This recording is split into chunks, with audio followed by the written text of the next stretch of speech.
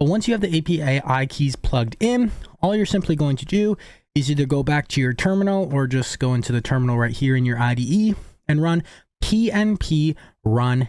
You're going to go PNP install first. Okay, so PNP install.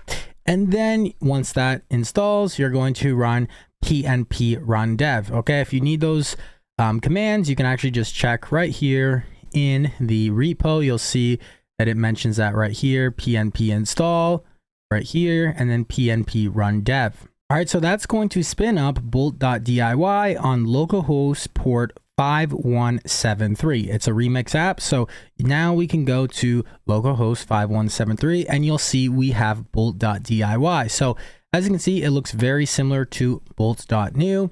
Like I mentioned, this is the official open source project of bolt.new right now. So now they have the actual new logo right here that is the exact same as bolt.new, except it says DIY, just with purple.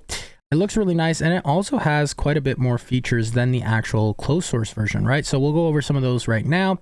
So first things first, let's go ahead and change our LLM to DeepSeek. Now you will see if you didn't enter any API keys in your .env file, you could actually enter API keys right here in the user interface. Now you will see it says not set will still work if in .env. So since we did set it in our .env, we don't have to set it here. The .env is kind of like the main, place where you can set those API keys, but you could also set them right here in the user interface as well.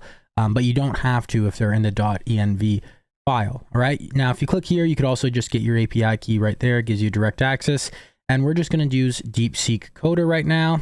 Now, we have a few different options. You can see we could upload a file if we were using a model with image capabilities, which we're not. We could do voice, which is speech to text right here. And we could also import chats, import folders, clone a GitHub repo. So there's a lot of different options. My prompt is going to be build me a fully fledged front-end CRM that is beautiful, make it have advanced features and built on Next.js. Now you could also go here, just as a side note, this is the prompt enhancing tool right here.